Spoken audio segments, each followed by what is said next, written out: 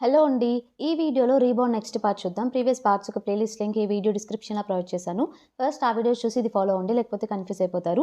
ఛానెల్‌ని ఎవరైనా సబ్స్క్రైబ్ చేసుకొని వాళ్ళు ఉంటే తప్పకుండా సబ్స్క్రైబ్ చేసుకోండి. పక్కనే ఉన్న బెల్ ఐకాన్ కూడా ఆన్ చేసి పెట్టుకోండి ఫర్దర్ అప్డేట్స్ కోసం. ఎపిసోడ్ స్టార్టింగ్‌లోనే యూ వచ్చేసి మింగ్‌కి కనిపించకుండా తప్పించుకొని పారిపోతూ ఉంటుంది కదా! సో, ఒక బిల్డింగ్‌లో ఒక రూమ్‌లోకి వెళ్తుందనమాట. సో, మింగ్ ఏం చేస్తాడంటే తను ఒక రూమ్‌లోకి వెళ్ళిందని చెప్పేసి ఆ రూమ్ ఓపెన్ చేయడానికి ట్రై చేస్తూ ఉంటే అది లాక్ చేసి ఉంటుంది. లోపల యూ ఉందనుకోని తను ఇలా మాట్లాడుతూ ఉంటాడు. ఎన్ని మెసేజెస్ చేశాను ఒక్కసారి కూడా రిప్లై ఇవ్వలేదు. ఏమైందో చెప్పొచ్చు కదా! అట్‌లీస్ట్ ఒక రిప్లై అయినా ఇవ్వచ్చు కదా! అని చెప్పేసి మాట్లాడుతూ ఉంటాడు. తర్వాత లోపల తన ఫ్రెండ్స్ ఇద్దరు ఉంటారు కదా! వాళ్ళుంటారనమాట. డోర్ ఓపెన్ చేసి వాళ్ళు నవ్వడం స్టార్ట్ చేస్తారు. "ఏంట్రా నువ్వు ఎవరితో మాట్లాడుతున్నావు? లోపల మేమున్నాం" అని చెప్పేసి. ఎవరా అమ్మాయి అంటే, "ఏం లేదులేండ్రా" అని చెప్పేసి వాళ్ళు ముగ్గురు వెళ్ళిపోతారు. యాక్చువల్లీ మన యూ కూడా అక్కడే ఉంటుంది. ఆ గోడ చాటునే ఉంటుంది పక్కనే. ఈ కాన్వర్జేషన్ అంతా యూ కూడా వింటుందనమాట.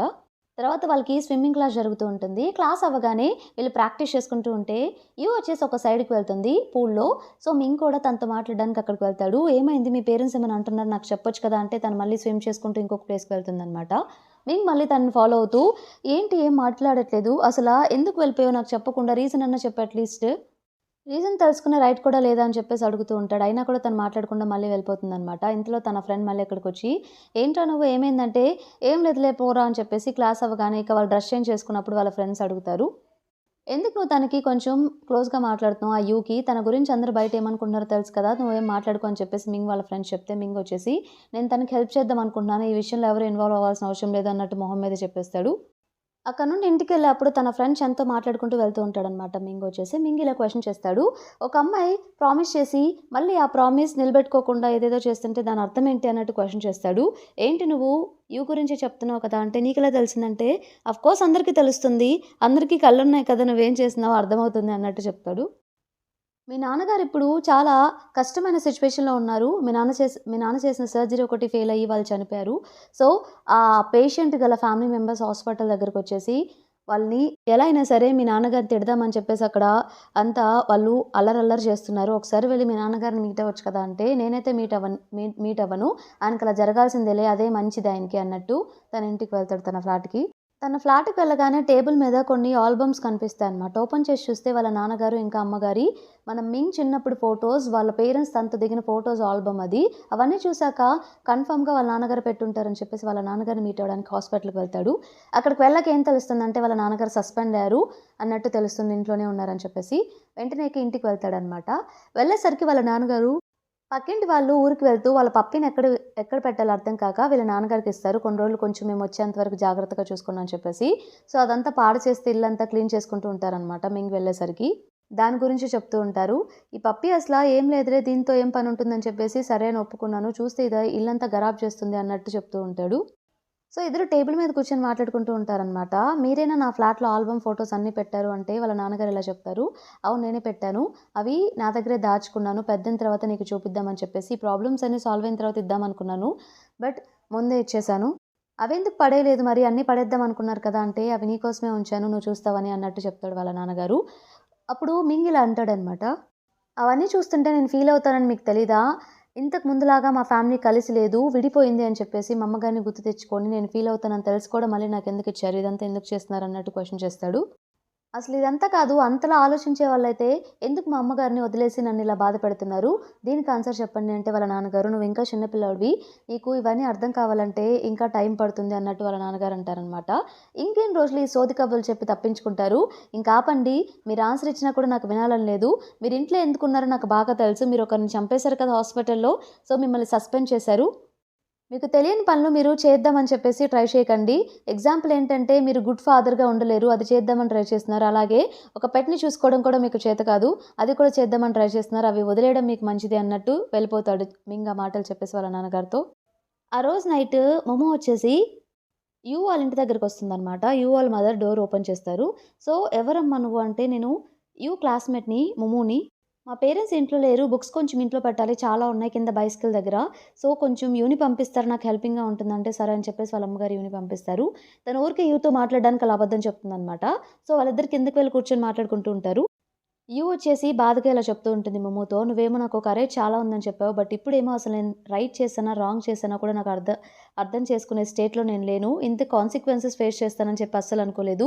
సిట్యుయేషన్ మరి వరస్ట్ ఎలా ఉంది. ఏం చేయాలో కూడా అర్థం కావట్లేదు నాకని చెప్పి భయపడుతూ ఉంటుంది. మోమో తనకొక కన్సీలర్ ఇస్తుందనమాట. ఫేస్ మీద గాయాలుంటాయి కదా! సో, అవి కవర్ చేసుకోవడానికి. స్కూల్‌లో అందరూ వాటి గురించి మాట్లాడుకుంటున్నారని చెప్పేసి. మోమో వచ్చేసి "నువ్వేం భయపడకు.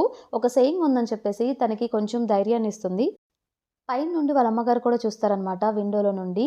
సో, మన యు వాళ్ళ అమ్మగారు వాళ్ళిద్దరు అలా కింద కూర్చొని మాట్లాడుకోవడం. సోఫాలో కూర్చొని యు వాళ్ళ నాన్నగారు యు వాళ్ళ గ్రాండ్ ఫాదర్‌తో మాట్లాడుతూ ఉంటాడు. నేను తనని విలేజ్‌కి తీసుకొస్తాను. తను అందరికీ సారీ చెప్తుంది అన్నట్టు. అది విన్న యు వాళ్ళ అమ్మగారు వెంటనే ఫోన్ తీసుకొని సో, యు వాళ్ళ గ్రాండ్ ఫాదర్‌తో ఇలా మాట్లాడుతుంది. యు ఎక్కడికి రాదు. ఎగ్జామ్స్ దగ్గరికొస్తున్నాయి. తను ఎవరికీ సారీ చెప్పదు అని చెప్పేసి వాళ్ళ నాన్నగారికి కోపం వచ్చి, "ఏం చేస్తున్నావు నువ్వు?" అని చెప్పేసి వెంటనే ఫోన్ లాక్కోవడానికి ట్రై చేస్తారనమాట. బట్ యు వాళ్ళ అమ్మగారు అస్సలు ఇవ్వనని చెప్తుంది. ఏం తప్పు చేసింది తను? ఇప్పటికే తనని చాలా కష్టపెట్టారు.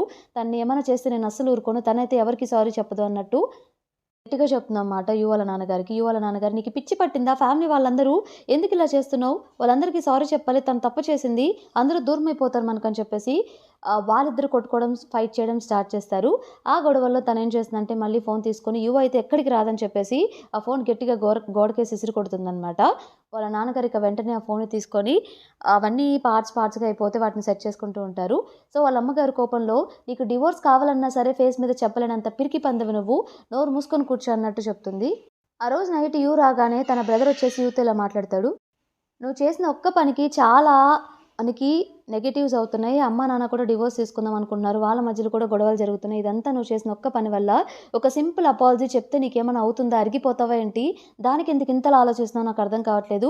నువ్వు చేసేది కరెక్ట్ అని నాకైతే అనిపించట్లేదు" అన్నట్టు తన బ్రదర్ చెప్పేసి పడుకుంటాడు. తనకి ఆ రోజు నైట్‌కి నిద్ర పట్టదు. హాల్‌లోకొచ్చి చూస్తే వాళ్ళ నాన్నగారు కూడా డ్రింక్ చేస్తూ ఉంటారనమాట. వాళ్ళ నాన్నగారితో తను చెప్తుంది, "ఇవన్నీ ఇన్ని కాన్సిక్వెన్సెస్ అవుతాయని నేను అస్సలు ఎక్స్‌పెక్ట్ చేయలేదు. సో, నేనే సారీ చెప్దామని చెప్పేసి అనుకుంటున్నాను. మెయిన్‌గా మీరు, అమ్మ సంతోషంగా ఉండడమే నాకు కావాలి. సో, నేను రేపు సారీ చెప్తాను" అన్నట్టు తను చెప్తుంది. వాళ్ళ నాన్నగారికి హ్యాపీగా ఫీల్ అయ్యి, "సరే రేపు మార్నింగ్ నేను విలేజ్‌కి తీసుకువెళ్తాను. నువ్వు అందరి ముందు సారీ చెప్పేసేయ్" అన్నట్టు చెప్తాడు. అలాగే చెప్పినట్టే విలేజ్‌కి తీసుకువెళ్తాడనమాట. నెక్స్ట్ డే ఎర్లీ మార్నింగ్ వాళ్ళ అమ్మగారికి తెలియకుండా. నెక్స్ట్ డే తను వెళ్ళిపోయాక నీల్ డౌన్ చేసి అందరికీ సారీ చెప్తుందనమాట. తన గ్రాండ్ ఫాదర్‌కి, అలాగే జిన్‌రూయి పేరెంట్స్‌కి కూడా. "తప్పంతా నాదే. నేను ఇలా చేయకుండా ఉండాల్సింది. ఫ్యూచర్‌లో అలాంటి మిస్టేక్స్ ఏమీ చేయను" అన్నట్టు క్లియర్‌గా చెప్తుంది. సో, అయినా కూడా జిన్‌రూయి వాళ్ళ అమ్మగారు అరుస్తూ ఉంటారు. "నువ్వు చేసిన పనికి ఎంత పాడైందో చూసావా? మా అబ్బాయి పెళ్లి ఆగిపోయింది. అలాగే అందరికీ తెలిసిపోయింది అతను అడాప్టెడ్ అని చెప్పేసి. ఇది సరిపోదు ఈ పనిష్మెంట్" అని చెప్పేసి గట్టిగా అరుస్తూ ఉంటుంది. అలాగే వాళ్ళ గ్రాండ్ ఫాదర్ కూడా కర్రీసిరేసి వాళ్ళ నాన్నగారిని తనని కొట్టమని చెప్తారనమాట. తనకి పనిష్మెంట్ ఇవ్వాల్సిందే అని చెప్పేసి వాళ్ళ నాన్నగారు ఆ పని చేయలేకపోతారు. సో, వాళ్ళ తాతగారు కర్ర తీసుకొని వాళ్ళ నాన్నగారిని కొడుతూ ఉంటారు. తనని కొట్టబోతుంటే వెంటనే వాళ్ళ నాన్నగారు తనని గట్టిగా పట్టుకుంటారనమాట. తనకేం దెబ్బలు తగలకూడదని చెప్పేసి. అలా వాళ్ళ నాన్నగారిని కొడుతూ ఉండే టైంలో అప్పుడే మన వాళ్ళ అమ్మగారు కూడా వస్తారనమాట. "ఆపండి" అని చెప్పేసి వెంటనే వాళ్ళ అమ్మగారు కూడా నీల్ డౌన్ చేసి, "వదులు, నేను సారీ చెప్తున్నాను. ప్లీజ్ వాళ్ళని కొట్టకండి" అని చెప్పేసి రిక్వెస్ట్ చేసుకుంటుంది. దానికి జిన్‌రూయి వాళ్ళ అమ్మగారు గట్టిగా అరుస్తూ ఉంటారనమాట. "ఏంటి నువ్వు సారీ చెప్పినంత మాత్రాన జరిగిందంతా అయిపోతుందా? ఇప్పుడు మా అబ్బాయికి ఎంత అవమానం జరిగింది. మళ్ళీ పెళ్లవుతుందా అసల? ఏంటి మా అబ్బాయి లైఫ్ అంతా నాశనం చేశారు మీరు" అంటే వాళ్ళ అమ్మగారు ఇలా చెప్తారనమాట వాళ్ళ అమ్మగారు. "మరి బేయి గురించి ఏంటి? నా కూతురు చనిపోయింది. మీకది అర్థమవుతుందా?" అన్నట్టు అంటుంది. దానికి జిన్‌రూయి వాళ్ళ అమ్మగారు, దానికి మా అబ్బాయికి సంబంధం ఏంటి? తను చనిపోతే మాకేంటి సంబంధం? తను అలాంటిదే కాబట్టి తనకి చనిపోవడమే కరెక్ట్. తనకి ఎయిడ్స్ వచ్చింది కదా" అని చెప్పేసి అలా మాట్లాడుతూ ఉంటుందన్నమాట రాంగ్ వేలో. ఇక వాళ్ళ అమ్మగారికి చాలా కోపం వస్తుంది వాళ్ళ అమ్మగారికి. వాళ్ళ అమ్మగారు ఏం చేస్తారంటే "నువ్వు నీల్ డౌన్ చేయొద్దు, పైకి లే" అని చెప్పేసి తను లెగవమని చెప్తుంది. నేను చెప్పినట్టు చేయని చెప్పి. తను లెగవగానే ఇదంతా చేయడానికి కారణం నేనే తనకి చెప్పాను ఇలా చేయమని అన్నట్టు చెప్తుందనమాట. తను చెప్పకపోయినా సరే వాళ్ళ కూతుర్ని కాపాడుకోవడానికి. ఆ మాట చెప్పగానే జిన్‌రూయి వాళ్ళ అమ్మగారు ఇంకా అక్కడ కొంతమంది ఆడవాళ్ళు వచ్చేసి తన మీద అటాక్ చేయడం స్టార్ట్ చేస్తారు.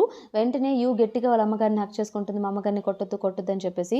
వాళ్ళ అమ్మగారు ఇక "నేను తప్పు చేశా కాబట్టి నేనే కొట్టుకుంటానని" చెప్పేసి వాళ్ళ అమ్మగారు స్లాప్స్ కొట్టుకుంటూ ఉంటారనమాట. ఇక వాళ్ళు అక్కడ నుండి స్టార్ట్ అవుతారు. ఇక ఇంటికి వెళ్ళిపోతారనమాట. సిట్యుయేషన్ ఇంకా వర్స్ట్ అయింది కాబట్టి వాళ్ళు ఇక రిటర్న్ వెళ్ళిపోయి మళ్ళీ ఇంటికి వెళ్ళిపోతారు. ఇంటికి వెళ్ళగానే మన వచ్చేసి కిచెన్‌కి వెళ్ళి వెజిటబుల్స్, ఆకుకూరలు అవన్నీ కట్ చేస్తూ ఉంటుంది. వాళ్ళ అమ్మగారు అక్కడ కూర్చొనుంటే వాళ్ళ నాన్నగారు వాళ్ళ అమ్మగారి మీద అరుస్తారు. "అసల తను సారీ చెప్తే పనిష్మెంట్ ఇచ్చేవాడు గ్రాండ్ ఫాదర్. అయిపోయిండేది అక్కడితో సిట్యుయేషన్. నువ్వు అక్కడికొచ్చి అంతా చెడగొట్టావు. అసలు నీకు బుర్రుందా లేదా? ఏం చేస్తున్నావో నీకు అర్థమవుతుందా? సిట్యుయేషన్ ఇంకా వర్స్ట్ అయిందని" చెప్పేసి వాళ్ళ నాన్నగారు వాళ్ళ అమ్మగారిని తిడుతూ ఉంటారనమాట. ఆ రోజు నైట్ తన బ్రదర్ కూడా తనతో ఇలా చెప్తాడు. "ఇంట్లో నేను ఉండలేకపోతున్నాను ఈ గొడవలతోటి. అసలేంటో చిన్న విషయానికి ఇంత కాన్సిక్వెన్సెస్ నువ్వు చేసిన పనికి. ఏం జరుగుతుందో ఏంటో, నేను ప్రశాంతంగా చదువుకోవాలంటే హాస్టల్లోనే ఉండాలి, నేను అక్కడే జాయిన్ అవుదాం అనుకుంటున్నానని చెప్పేసి తన బ్రదర్ హాస్టల్ జాయిన్ అయిపోతాడనమాట. నెక్స్ట్ డే మార్నింగ్ తను రెడీ అయిపోయి బ్రేక్ఫాస్ట్ దగ్గరికి వెళ్తే వాళ్ళ అమ్మగారు తనతో ఇలా చెప్తారు, నాకు తెలుసు నా మీద నువ్వు కోపంగా ఉన్నావు అని చెప్పేసి, ఒక్కటి అర్థం చేసుకో, ఈ టైంలో నిన్ను బయట వేద్దామన్నా సరే నువ్వు చిన్నపిల్లవి, నీకేం తెలీదు, ఇక్కడ గొడవలున్నా నాకు అర్థమవుతుంది, బట్ ఈ కొన్ని డేస్ బేర్ చేయి, కన్ఫర్మ్గా నువ్వు యూనివర్సిటీ జాయిన్ అయిన తర్వాత నీ లైఫ్లో నేను ఇంటర్ఫియర్ అవ్వను, మాట ఇస్తే కన్ఫర్మ్గా నేను నిలబెట్టుకుంటాను, కొంచెం అర్థం చేసుకో, మంచిగా చదువు అన్నట్టు వాళ్ళ అమ్మగారు చెప్తారు. స్కూల్ వరకు వాళ్ళ అమ్మగారు డ్రాప్ చేస్తారనమాట. అక్కడికి వెళ్ళగానే మొమ్ము అప్పుడే వస్తూ ఉంటుంది. ఇక మొమ్ము ఇంకా తిను ఇద్దరు కలిసి లోపలికి వెళ్తూ ఉంటారు. లోపల కొంతమంది అమ్మాయిలు ఏం చేస్తారంటే, మన యూని ఆట పట్టించడానికి కావాలని చెప్పేసి తన ప్లేస్‌లో గమ్ రాస్తూ ఉంటారు తన చైర్ మీద. అప్పుడే మింగి ఇంకా తన ఫ్రెండ్స్ వచ్చి అది అబ్జర్వ్ చేస్తారనమాట. వాళ్ళందరూ ఇక వీళ్ళని తిట్టేస్తారు. ఏంటని చెప్పేసి, చన్ ఏం చేస్తాడంటే తెలివిగా కావాలని చెప్పేసి వస్తూ తనని తోసేస్తాడు. తనే వెళ్ళి ఆ చైర్‌లో పడుతుందనమాట. అదంతా తన డ్రెస్‌కే అంటుకుంటుంది పాపం. తనకిక చాలా కోపమొస్తుంది. ఏంటి అరుస్తున్నావు? నువ్వు చేయడం మేమందరం చూసాం. వెళ్లి కంప్లెయింట్ ఇమ్మంటావా? మర్యాదగా ఇక్కడి నుండి వెళ్ళు అన్నట్టు వాళ్ళు వార్నింగ్ ఇస్తారు. తనిక వాష్‌రూమ్‌కి వెళ్ళిపోతుందనమాట. సో, మింగ్ ఏం చేస్తాడంటే మళ్ళీ ఆ స్టిక్ వచ్చేసి యూకి అంటుకుంటుందని చెప్పేసి అక్కడ ఒక పేపర్ ఏసేస్తాడనమాట. తన క్లాస్ రూమ్‌లోకి రాగానే అది చూసి ఎవరు చేశారు ఈ పని అని చెప్పేసి చూస్తూ ఉంటుంది. క్లాస్ అయిపోయిన తర్వాత చెన్ వచ్చేసి యూకి ఒక స్లిప్ ఇస్తాడు. నీకు ఒకరు ఇది ఇవ్వాలనుకుంటున్నారు, సో అందుకే నేను ఇస్తున్నానని చెప్పేసి ఆ స్లిప్‌లో ఏముంటుందంటే, నీకు ఎప్పుడు ఏ హెల్ప్ కావాలన్నా నీ వెనక తోడుగా నేను ఉంటాను అన్నట్టు ఆ స్లిప్‌లో మన మింగే రాసి తనకు పంపిస్తాడు అలా చెన్‌తో పాటు. సో వెంటనే చెన్ వెళ్ళి మింగ్ బాస్కెట్‌బాల్ ఆడుతూ ఉంటే చెప్తాడనమాట, నేను ఇచ్చాను అని చెప్పేసి. ఇచ్చావా? మరి తన ఫేస్ ఎక్స్‌ప్రెషన్ ఏంటంటే తనేం ఎక్స్‌ప్రెషన్ పెట్టలేదు, జస్ట్ తీసుకొని చదివింది అంతే అన్నట్టు చెప్తాడు. దాని అర్థం ఏంట్రా బాబు అన్నట్టు మింగ్ ఇక తల బాదుకుంటూ ఉంటాడు. ఆ రోజు ఈవినింగ్ స్కూల్ అయిపోయిన తర్వాత వాళ్ళ అమ్మగారు తనని పిక్ చేసుకొని ఇంటికి వెళ్ళి అక్కడ వాళ్ళ సైకిల్ పార్క్ చేసుకుంటూ ఉంటే పక్క షాప్‌లో ఒక ఆవిడ వచ్చేసి వీళ్ళ దగ్గరికొచ్చి, ఎన్ని రోజులు వచ్చేసి ఆ మింగు ఉన్నాడు కదా! వాళ్ళ గ్రాండ్ పేరెంట్స్ హౌస్‌లోనే ఉంది కదా! ఒకరోజు తను ఒక అమ్మాయిని తీసుకువెళ్ళాడు, నేను చూసాను టాక్సీలో, తను తినే కదా అన్నట్టు క్వెషన్ చేస్తుందనమాట. ఇంతటితో మనకి ఎపిసోడ్ కంప్లీట్ అయిపోతుంది. ఈ ఎపిసోడ్ మీకు నచ్చిందనుకుంటున్నాను. నచ్చితే తప్పకుండా ఛానెల్‌ని సబ్స్క్రైబ్ చేయండి. అలానే వీడియోని లైక్ చేయండి. Thank you for watching.